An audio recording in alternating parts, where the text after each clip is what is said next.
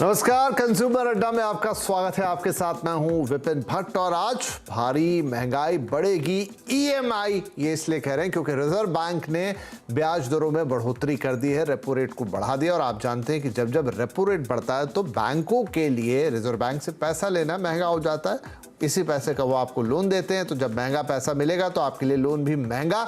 और ये लगातार 5वीं बढ़ोतरी है मई 2022 के बाद से। और धीरे धीरे करीब 225 बेसिस पॉइंट 225 बेसिस पॉइंट यानी परसेंटेज टर्म्स में 2.25% की बढ़ोतरी हो चुकी है अब तक का आपके रेपो रेट में।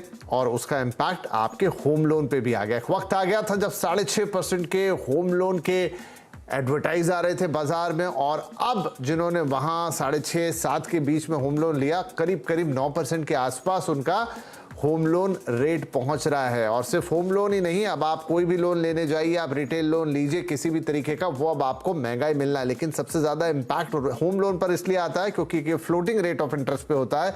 जो आपने पहले ले लिया उसमें भी आपको चुभन महसूस होती है। नया तो महंगा मिलेगा ही मिलेगा।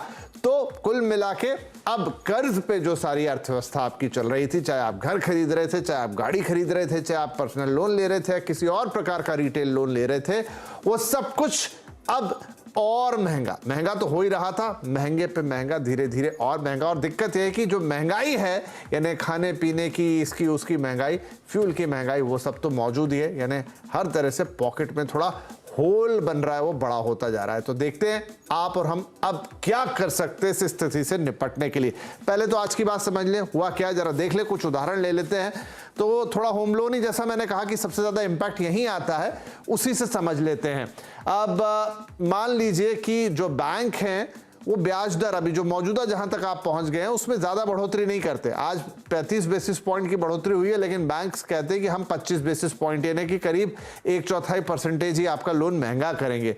और एक आंकड़ा हम ले लेते हैं, 50 लाख का होम लोन 20 साल, जिसपे अधिकतर लोग लोन लेते हैं ये अवधि। तो अभी ब्याज दर अगर मान लीजिए 8.5% पहुंच चुकी थी पिछली बढ़ोतरियों के बाद, तब वो हो जाएगी आपकी 8.8%। ईएमआई 43,555 से 44,345 यानी करीब 800 रुपए के आसपास, 790 टू बी प्रिसाइज, लेकिन 800 रुपए मोटे तौर पे आपकी ईएमआई में बढ़ जाएंगे।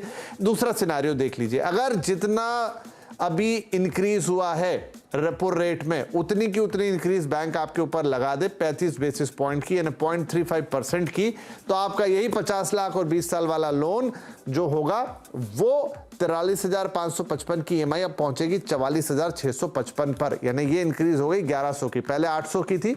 अगर ये उतने का उतना कर देंगे तो 1100 रुपए बढ़ जाएंगे। तीसरा सिनारियो देख लीजिए, पहले की भी कुछ इकट्ठी है, बैंक अब एग्जैक्टली वैसा कई बार नहीं बढ़ाते जैसे आरबीआई बढ़ाता है।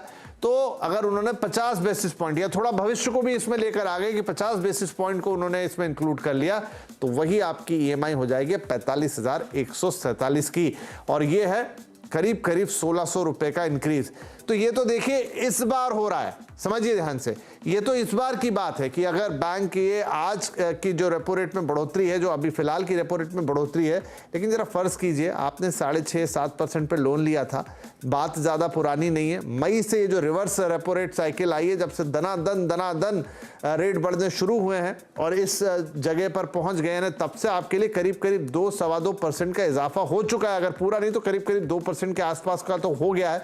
और ये 2% का इजाफा आपके लिए आपकी ईएमआई पे अच्छा खासा भारी पड़ जाएगा।